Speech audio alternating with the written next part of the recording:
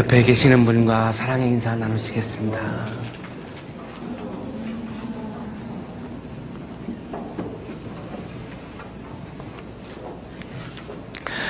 베르디는 1813년 10월 10일에 이탈리아의 가난한 가정에서 여관집을 운영하는 그런 집에서 태어났습니다. 10살 때에 교회의 오르가니스트가 됐고요.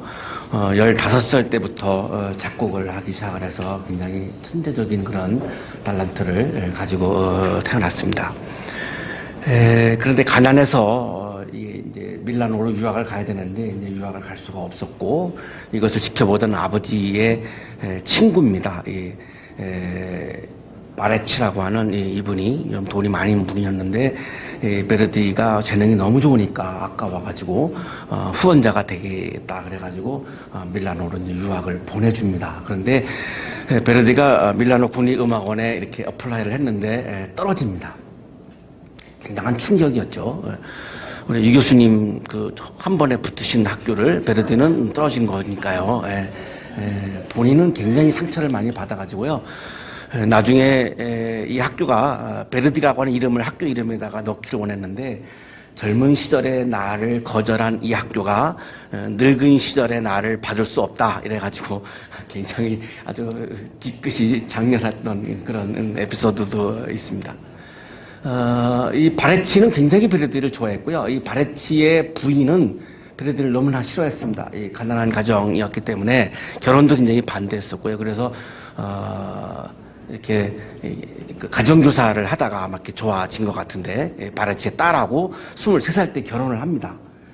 결혼을 했는데 이게 후원을 안 해줍니다. 이 엄마가 너무 그 사위가 싫어가지고 후원을 안 해줘서 굉장히 가난하게 사는데, 25살 때 미르지니아라고 하는 그 딸이 추위와 배고픔에 시달리다가 태어난 지 1년 만에 폐렴에 걸려서 죽습니다. 베르디는 굉장한 그 무기력함, 가장으로서 어떤 그런 그 아주 무기력함을 느끼고 굉장히 슬퍼했습니다. 그 다음에 이칠료라고 하는 아들도 역시 추위와 배고픔에 떨다가 살아나지 못하고 이 아들도 죽습니다. 이 부인 마르게르토가 굉장히 옆에서 위로를 잘 해가지고 심혈을 기울여가지고 오페라 첫 작품을 쓰는데요. 산 보니파초의 백작이라고 하는, 우리가 흔히 그냥 오베르토라고 알고 있는 그 작품입니다. 이 스칼라 극장에 이제 올려졌는데 대성공을 했습니다. 그래서 이름도 좀 알려주고 이제 그랬는데, 같은 해에 아내가 수막염으로 또 죽습니다.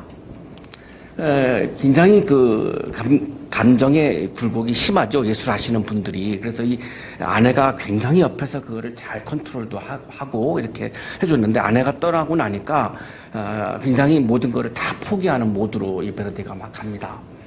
근데 이 스칼라 극장에서 이제 요청이 왔습니다. 이게 아주 코믹한 오페라 하나를 좀 작곡을 해달라고. 그래서 같은 해 하루 만에 임금님이라고 하는 작품을 썼는데, 이 첫 번째 공연하는 날 관객들이 막 공연 중에 야유를 퍼붓고, 그래서 딱 한 번 공연하고 그냥 그것으로 폐기 처분당합니다. 베르디는 굉장히 충격을 받았고요. 아내도 떠났고 아들도 떠났고 딸도 떠났고, 그리고 작품도 실패했고, 그래서 음악가로서의 길을 다 이렇게 포기합니다. 내가 갈 길이 아니구나 이렇게 포기를 하는데, 이 스칼라 극장의 지배인인 모렐리라고 하는 사람이 너무 그 재능을 알고 있었기 때문에 찾아와서 격려를 하고 나부코 도노스오르라고 하는 그런 작품을 들이대면서 작곡을 의뢰합니다. 이 나부코라고 하는 이 말은 우리가 성경에 나오는 바벨론의 왕이죠. 이스라엘을 침공했던 느부갓네살 왕을 말하는 겁니다. 이 느부갓네살 왕을 히브리어로 네부가드네자르라고 하는데, 이거를 이탈리아식으로 표현한 말이 나부코입니다.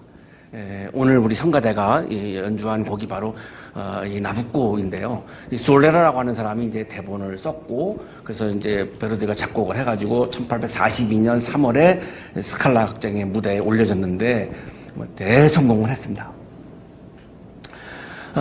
이 히브리인들이 이 페르시아, 바벨론에서 이 노예로 살고 있는 그런 그 장면을 그리고 있는데, 이 당시에 밀라노가 오스트리아의 지배를 받고 있었습니다. 그러니까 이 밀라노 사람들이 이거를, 이 오페라를 관람을 하면서 이 이야기가 완전히 자기들의 이야기인 겁니다. 그래서 막 그냥 눈물이 나오고,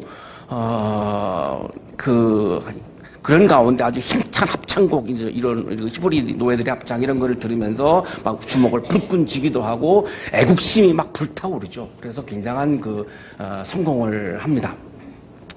1막은 예루살렘 솔로몬 성전인데 이 느부갓네살 왕이 이제 침공을 해왔고 히브리인들이 거기서 자기들의 나라의 운명을 굉장히 통곡하는 그런 장면을 이렇게 그리고 있고요. 2막에서는 나붓고 궁전인데 이 느부갓네살 왕이 내가 여호와도 물리친 나야말로 진정한 신이다라고 이렇게 막 선언하는 그런 장면이 2막에 나오고요. 3막의 마지막에 가면은 이제 히브리 노예들이 유프라데스 강에서 이제 강제 노역을 하면서 노래를 부릅니다. 이 노래가 가라 꿈이여 금빛 날개를 타고 고향으로 돌아가는 꿈. 금빛 날개를 타고 우리가 여기서 노예를 끝내고 예루살렘으로 돌아가는 그런 마음을 가지고 이렇게 노래를 부르는데요. 이 노래가 바로 히브리 노예들의 합창입니다. 내 마음아 황금빛 날개로 언덕 위에 날아가 앉아라. 아름답고 정다운 내 고향 산들바람 불어주는 내 고향 요단강 강물에 인사하고 시온성 벽에 입 맞추게. 오 내 조국 빼앗긴 내 조국 내 마음속에 사무치네. 운명의 신의 하프소리 그리운 가락을 울려다오. 마음속에 불타오는 추억 정답게 나에게 말해주오. 구슬픈 운명의 소리 맞춰 비탄에 젖은 소리를 지를 때 그대 위에 주님의 노래가 자비를 베풀어 주시리. 자비를 베풀어 주시리. 자비를 베풀어 주시리. 베풀어 주시리. 이렇게 이들이 유프라데스 강변에서 노래를 부릅니다. 이탈리아 독립운동을 할 때 이태리 국민들이 이거를 국가처럼 그냥 그렇게 불렀고요. 베르디 장례식 때 20만 명이 모였습니다. 20만 명이 모였는데 토스카니가 지휘를 해가지고 수천 명이 이 노래를 합창을 이 장례식장에서 했고요. 20만 명이 모여서 앞이 안 보이니까 사람들이 막 나무에 올라가서 장례식에 참여할 정도로 굉장한 인파가 모였던 그런 장례식에서도 이 노래가 이렇게 불려지기도 했습니다. 3막은 이제 다시 바벨론 왕국의 방인데요. 나붓고가 이스라엘 백성들에게 고향으로 돌아가라고 이야기합니다. 그리고 성전을 다시 지으라고 이야기합니다. 나도 여호와를 섬기겠다라고 고백을 합니다. 이 기적을 지켜본 이제 유대인들이 히브리인들이 여호와를 찬양을 하면서 나붓고는 이렇게 마칩니다. 히브리인들은 70년 동안 바벨론에서 노예를 살았습니다. 여기서의 가장 큰 문제는 노예의식입니다. 노예로의 생활이 생활화되었기 때문에 하나님 나라의 백성으로 회복을 할 때에 가장 걸림돌이 뭐냐면 이 노예로 살아가는 것이 생활화된 이 부분입니다. 다시 신앙을 회복하는데 가장 걸림돌이 뭐냐면 바벨론 왕의 지배를 받았던 바벨론 왕의 노예로 살았던 이 생활 습관, 이 의식, 노예의식 이거를 씻지 아니하면 진정한 자유를 얻을 수 없기 때문에 이것이 가장 히브리인들에게는 큰 과제였습니다. 그런데 히브리인들은 이미 이집트에서 430년 동안 노예를 살았죠. 그런데 하나님이 이제 자유를 주시기 위해서 평화를 주시기 위해서 출애굽을 하셨는데 문제는 430년 이집트의 노예를 살면서 이집트의 문화와 종교가 이들의 일상이 되어버렸죠. 그럴 수밖에 없습니다. 430년 노예 살았는데요. 이 노예의식이 그냥 생활화가 되었으니까 가나안 땅에 들어가도 정치적인 자유가 주어져도 이들이 자유인으로 하나님의 형상을 회복한 삶을 살 수가 없는 거죠. 그래서 하나님이 시내산에서 이들을 붙잡아 놓고 십계명을 주신 건데 이 십계명은 새로운 나라의 법입니다. 노예로 살아가는 그 법이 아니라 자유인으로 살아가는 나라의 법. 하나님 나라의 백성으로 살아가는 새로운 나라의 법을 주신 게 바로 십계명입니다. 노예의식을 씻기 위해서 이게 주신 법이죠. 그래서 십계명을 주실 때 하나님 이렇게 말씀하시죠. 나는 너희를 이집트 땅 종살이 하던 집에서 이끌어낸 주 너희의 하나님이다. 이렇게 딱 전제하시고 십계명을 주십니다. 가나안 땅에 와서 이들이 왕을 세우지 않습니다. 이집트의 왕의 노예로 430년을 살았기 때문에 왕의 지배를 받는 순간 우리가 하나님 나라의 백성이 될 수 없다라고 하는 것을 너무나 처절하게 경험했기 때문에 왕을 세우지 않습니다. 12지파 평등 공동체라고 이렇게 불렀는데요. 자, 그런데 히브리인들이 왕을 요구하죠. 그러니까 하나님이 하시는 말씀이 뭐냐면 백성이 너에게 한 말을 다 들어주어라. 그들이 너를 버린 것이 아니라 나를 버려서 자기들의 왕이 되지 못하게 한 것이다. 사무엘에게 하나님이 하신 말씀인데요. 히브리인들이 왕을 요구한다고? 그래, 들어줘.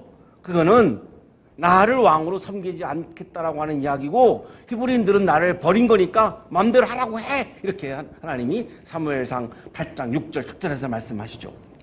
그런데 고집을 세워서 히브리인들이 왕을 세웠고 사울, 다윗, 솔로몬 3대 임금까지 왕정이 계속되어지고 솔로몬 이후에 이스라엘이 이제 북왕국 남왕국으로 분열이 됩니다. 그리고 국력은 급격히 쇠퇴하죠. 분열하면 쇠락할 수밖에 없죠. 어떤 공동체가 분열하면 쇠락할 수밖에 없습니다. 주전 722년에 북왕국이 아시리아에게 망하고 주전 597년에 바로 이 느부갓네살 왕이 예루살렘을 침공해 옵니다. 597년에 1차 포로들이 바벨론으로 끌려가고 587년에 2차 포로들이 끌려가고 586년에 예루살렘 성전이 그리고 예루살렘 성이 다 무너지고 불태워지고 지금 티소라고 하는 화가가 그린 그림인데요. 지금 예루살렘 성전이 지금 뒤에 불타고 있고 이 히브리인들이 지금 포로로 끌려가고 있는 장면을 티소라고 하는 화가가 그린 그림입니다. 582년에 3차 포로들이 또 바벨론으로 끌려가죠. 그래서 바벨론의 노예로 살아가는 기간이 70년입니다. 그때 페르시아가 등장해서 바벨론을 이기죠. 그래서 페르시아에 다시 노예가 됐는데 이 페르시아의 고레스 왕이 히브리인들을 예루살렘으로 돌려보내줍니다. 물론 노예인데 이제 유화 정책이었죠. 538년에 1차 귀국을 했고요. 520년에 2차 귀국을 했고 445년에 3차 귀국을 하고 428년에 4차 귀국을 하는데 445년 3차 귀국 때의 리더가 바로 오늘 우리가 성서 일과를 읽고 있는 느헤미야입니다.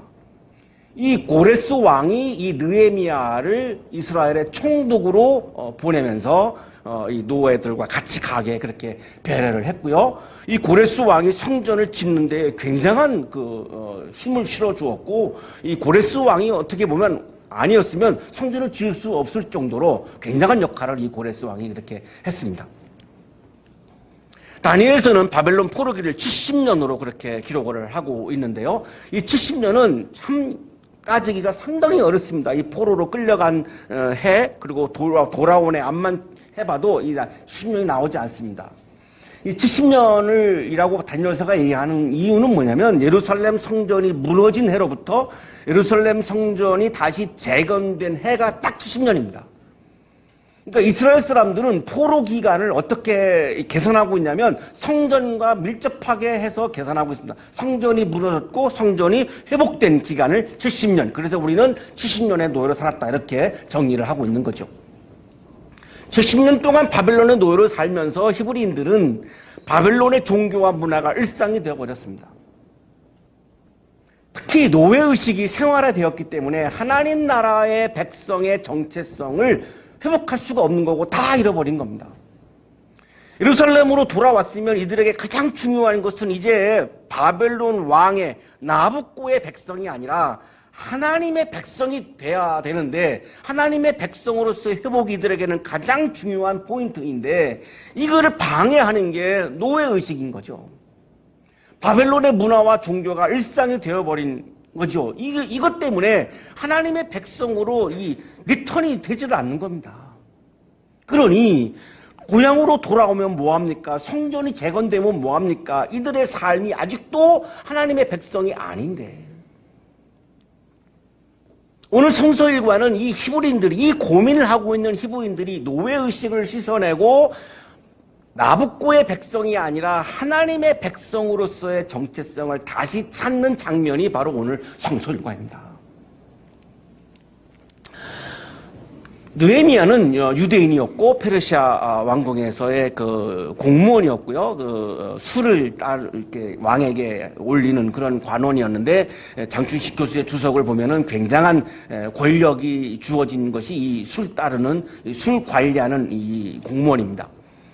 총독으로 임명을 받고 이제 예루살렘으로 돌아와서 성벽을 개축을 하고요. 아주 유능하고 청렴한 그런 총독이었고, 사회 질서, 종교 질서 이런 거를 회복하는데 굉장한 심혈을 기울였던 그런 사람인데, 부딪힌 게 뭐냐면 이 노예 의식, 아직도 나부꼬의 백성이라고 하는 의식, 이거를 씻어내지 못하는 것을 보면서 이 굉장한 그 고민을 이 느헤미야가 많이 했습니다. 노예는 다른 나라의 지배를 받거나 어떤 왕의 지배를 받는 노예는 하나님의 지배를 받는 사람이 아니기 때문에 하나님의 백성이라고 말할 수가 없는 거죠. 이것이 가장 큰 문제였던 거죠. 정치적으로는 노예였어도 하나님의 백성이 되면 내면의 자유는 샘물처럼 흐를 수 있는데 그게 안 되는 것이 느헤미야는 너무나 안타까웠던 거죠. 자, 그런데 오늘 느헤미야 8장 1절이 정말로 감동입니다. 모든 백성이 한꺼번에 수문학 광장에 모였다? 누가 목이라고 하지 않았습니다. 아무리 느헤미야를 뒤져봐도 누가 목이라고 지시하지 않았습니다. 그냥 모든 백성들이 한꺼번에 그냥 광장 앞에 스스로 모인 겁니다. 이 부분이 저는 너무나 감동입니다. 이게 억지로 누가 시켜서 왔다고 한다면 아직도 노예의식을 씻어내지 못하고 있는 건데 자기들 스스로 모든 백성이 자기들 스스로 모인 거예요. 이게 지금 노예의식을 씻어내는 아주 굉장한 실마리입니다. 학자요 제사장인 에스라에게 모세의 율법책을 가져달라고 요청을 합니다. 이들이 모여가지고 딱 첫 번째 요청한 게 뭐냐면 말씀이에요. 왜 말씀을 요청했을까요? 말씀이 아니고는 이 노예의식을 씻어내서 내면의 자유를 회복할 수 있는 길이 없다라고 하는 것을 이들이 알았던 거죠. 그래서 말씀을 요청하는 거예요. 여기 모든 백성은 히브리어로 콜하암인데요.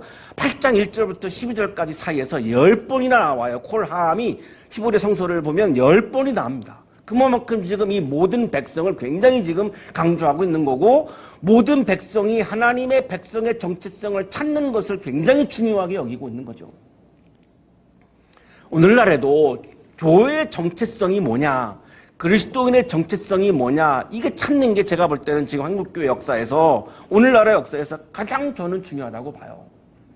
교회의 정체성이 뭔가를 우리가 찾아내야 교회가 지향하고 추구하는 길이 나오고, 그리스도인의 정체성이 뭐냐라고 하는 것을 우리가 찾아내야 그리스도인이 뭘 지향하고 뭘 추구하고 뭘 따라가야 하는 것이 나오겠죠.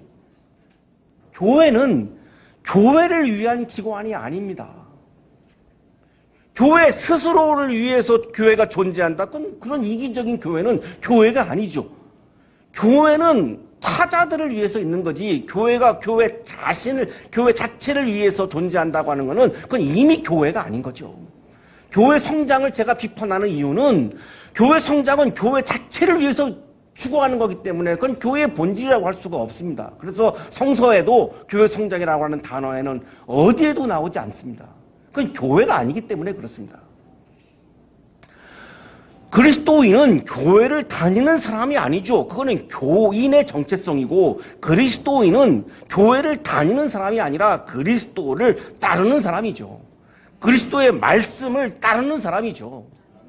그러니까 이거는 우리가 세상 속에서 그리스도의 말씀을 실천하고 따르는 게 그리스도인이지, 교회를 잘 다니는 사람은 그리스도인의 정체성이 아니고 교인의 정체성인 거죠. 이 정체성의 불분명함 때문에 지금 한국교회가 어려움을 당하고 있는 겁니다. 히브리인들도 지금 자신들의 정체성을 다 잃어버린 거예요. 이들은 하나님과 시내산에서 계약을 맺었죠. 너희는 나의 백성이고 나는 너희들의 하나님이고, 이게 모세의 계약입니다. 하나님과 이스라엘 사람들이 맺었던 계약인데, 이게 히브리인들의 가장 강력한 정체성인데 지금 노예를 70년 살면서 이걸 다 잃어버린 거예요. 하나님의 백성이 아니라 나부꼬의 백성인 거예요. 이걸 어떻게 하면 씻어낼까 이 고민을 했던 거고, 이 사람들이 그래서 다 같이 모여서 지금 에스라에게 율법을 읽어달라고, 하나님의 말씀을 읽어달라고 지금 요청하고 있는 거죠. 정말 감동이죠. 누가 시킨 것도 아닌데. 일곱째 날 초하루에 이스라엘 사람은 율법책을 가지고 회중 앞에 나왔습니다. 남자든 여자든 알아들을 만한 사람은 모두 나왔습니다. 모두 나왔다는 게 매우 중요한데요. 공동체가 회복이 되려면 그 자리에 모두 있어야 되는 거죠. 거기서 자꾸 누구는 나오고 누구는 안 나오고 이러면 공동체가 또 이게 깨져버립니다. 나온 사람들은 나온 것에 대한 공을 앞세울 거고요. 나오지 않은 사람들은 나오지 않은 것에 대한 것 때문에 또 소외감을 느낄 것이고요. 그래서 공동체가 흐트러지는데 여기 지금 모두 나왔다라고 하는 게 매우 중요한 포인트입니다.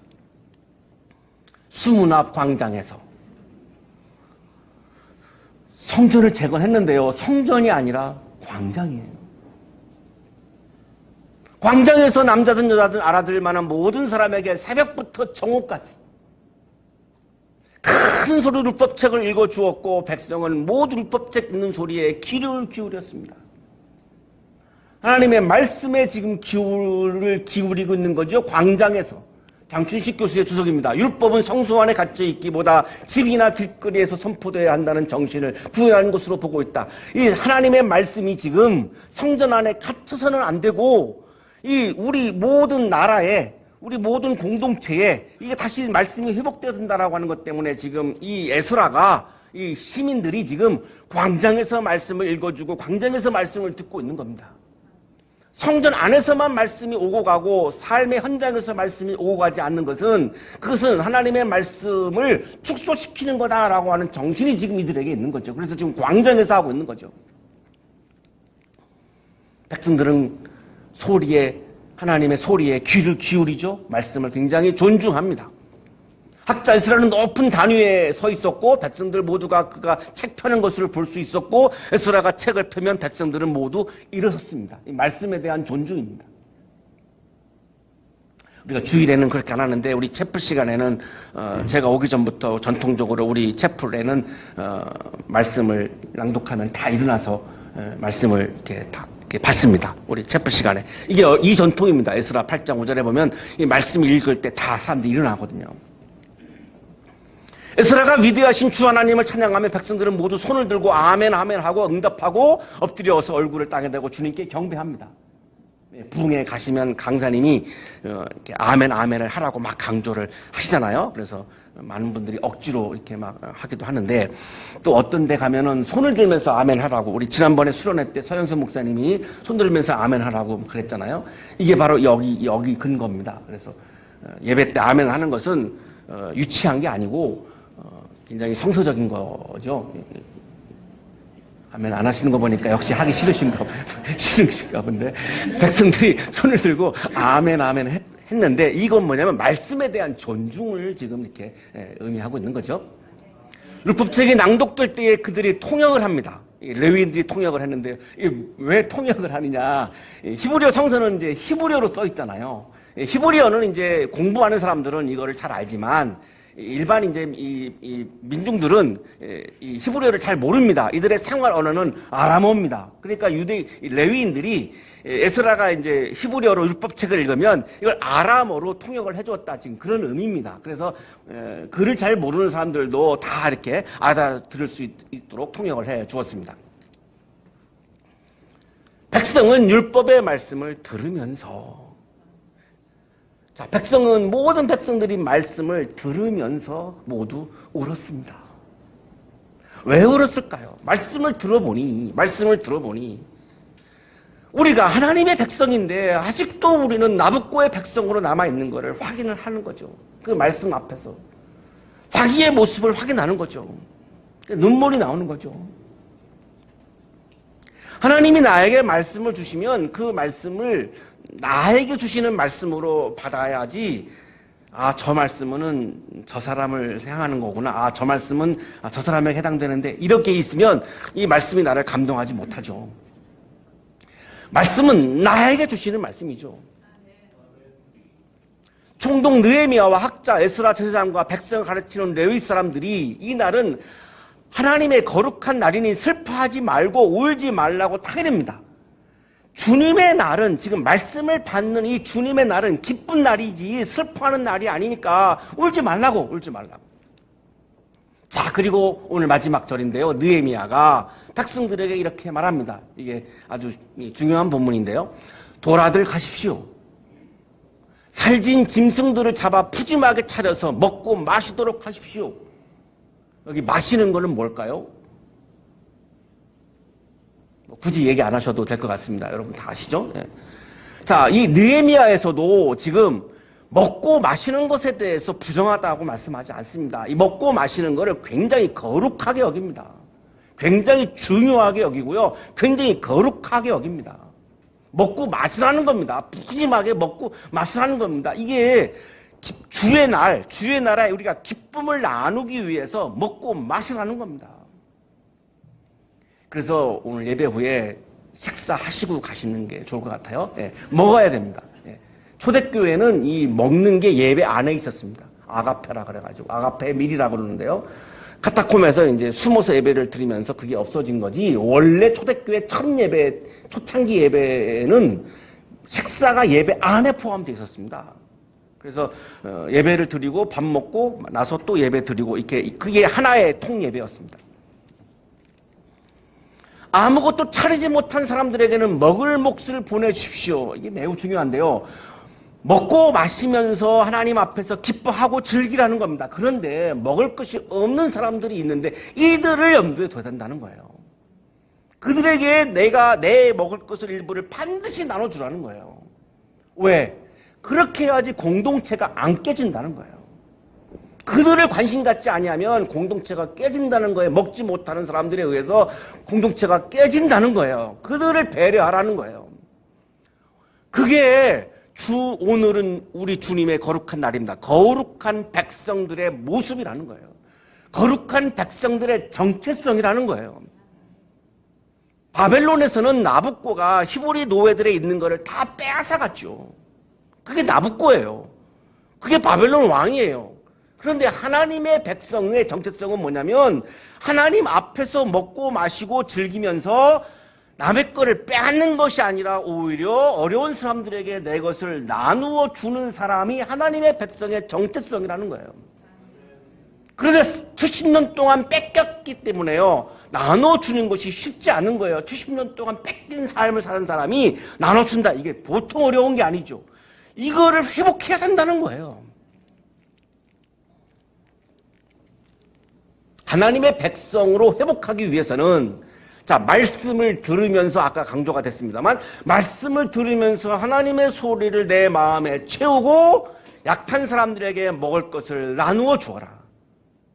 이렇게 해야 하나님의 백성으로서의 정체성을 회복할 수 있다. 히브리 공동체가 일상이 되어버린 노예의식을 씻어내고 하나님 나라 백성의 정체성을 회복하는 게 중요한데 그러려면 말씀을 들으면서 하나님의 소리를 내 마음에 채우고 약한 사람들에게 먹을 것을 나누어 줄 때에 노예로 살고 있는 슬픔을 이기고 진정한 내면의 자유를 회복하고 크게 기뻐하는 하나님의 백성으로 회복될 수 있다. 이게 느헤미야 총독이 지금 히브리인들에게 아주 간절하게 호소하고 있는 그런 지금 말씀이죠. 우리 교회는 신앙 공동체입니다. 그래서 이 공동체가 건강해지려면 우리 각자 한 사람 한 사람이 하나님의 소리를 내 마음에 채우고 그리고 우리 주변에 우리 안에 어려운 사람들에 대해서 내가 배려하고 그것이 먹는 것뿐만이 아니라 정신적이든 영적이든 이런 모습을 갖출 때에 건강한 신앙 공동체가 회복된다는 말씀을 하고 있는 거죠. 말씀이 나를 자유하게 합니다. 히브리인들이 고향으로 돌아간다고 해서 자유가 주어지는 것이 아니라 말씀이 나를 자유하게 하고 진리가 나를 자유하게 합니다. 말씀을 들으며 내면의 자유가 샘물처럼 흐르는 여러분의 삶이 되시기를 축복합니다. 거룩하신 주님, 말씀을 주셔서 감사합니다. 주님이 주신 말씀이 나의 마음을 가득가득 채우게 하셔서 주님의 말씀을 따라 살게 하시고 주님의 말씀을 따라서 약한 사람들을 배려하고 보호하며 살아갈 수 있도록 영적인 힘을 더하여 주옵소서. 우리 한양대학교회가 교회 정체성을 찾고 하나님의 말씀을 따라서 걸어가는 하나님 보시기에 참 좋은 교회가 되도록 복 주시옵소서. 예수 그리스도의 이름으로 기도하옵나이다.